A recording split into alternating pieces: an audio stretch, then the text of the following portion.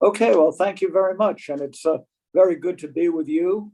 And I want to thank Verenia and Energynomics and you for having me today. I think this is an opportune time for a discussion, given the events in Glasgow this week, as well as the energy crisis presently in Europe, particularly with respect to price.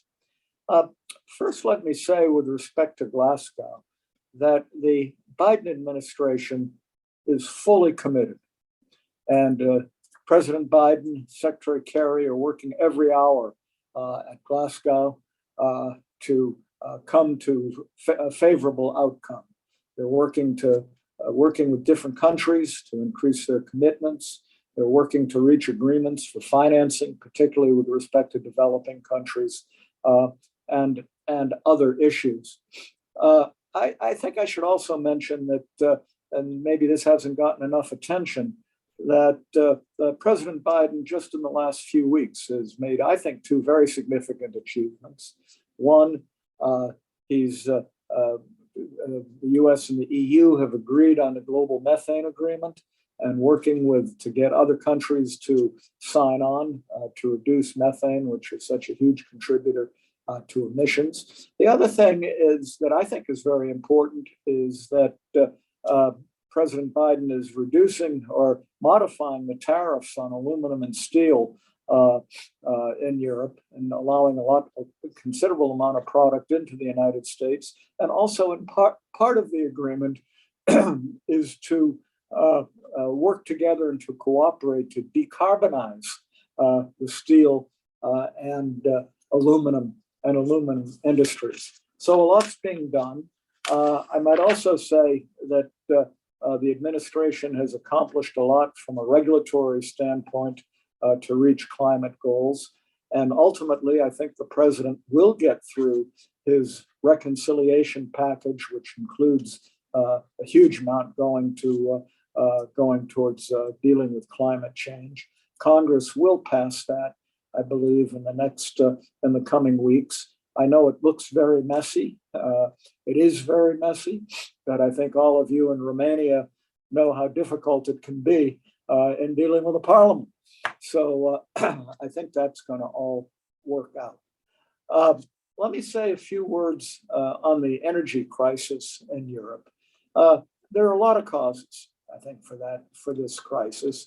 We don't have time in my few minutes to tick off all of them, including weather, droughts in China, all sorts of things. Huge demand from Asia, by the way, for gas. But one thing I would like to make clear, I don't think the energy transition is the cause of this crisis. I don't think it has, in fact, contributed in any way to this crisis.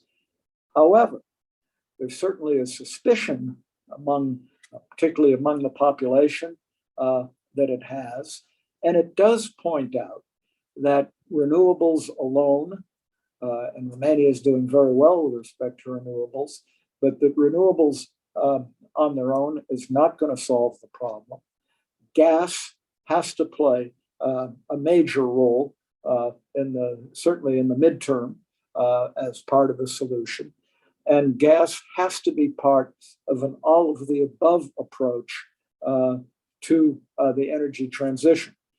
So we're talking not just about renewables, but also about gas. We're talking about nuclear, I believe, and new nuclear technologies, as well as other new technologies, hydrogen, and we could go on other technologies.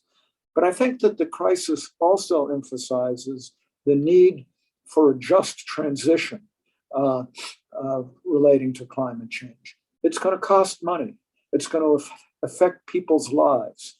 And that all has to be taken into account, whether it be in the EU, in the United States, or in other parts of the world. And that has to be recognized to avoid social, cultural, economic unrest, political unrest. And it's going to take money. And it's something that we're going to have to cooperate on to achieve that just transition. Let me also mention briefly the role of Russia with respect to the present situation. I want to say, right out again, as far as the cause of the crisis, Russia's not the cause of the crisis. However, Russia could have been doing a lot more to mitigate the crisis and to alleviate the crisis by shipping more gas to Europe, filling up reserves and so forth. They're beginning to do that slightly, but they can do a lot more. I think Putin has been very clever. I mean, he's basically said, fine, you want more gas? Get Nord Stream approved. Basically using leverage to try to get Nord Stream approved more quickly. He's also saying, you think spot prices, you're willing to rely on a spot market for LNG? Well, look what's happened. What you need is long-term contracts, meaning long-term contracts with Russia. So I think he's playing it very smart. He has complied with all of their existing agreements, but not doing anything to really help the situation. And I think that creates a problem for Europe, for the United States.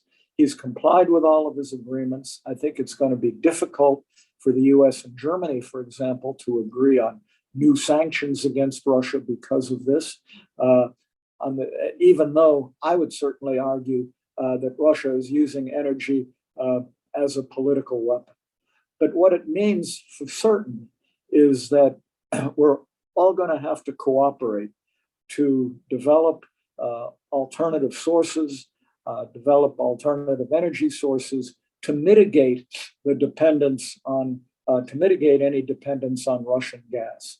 That includes more gas infrastructure and investment in gas infrastructure, including, for example, the Black Sea project, which I hope will go forward. The importance of the 3 Seas initiative, and also the importance of doubling down on the green transition, because the more green energy that's created, the less dependence there'll be on Russia. So those are the key points that I'd like to make. And again, it's been a pleasure to be with you, and I wish I could be with you in person, and I look forward to coming to Bucharest sometime soon. Thank you.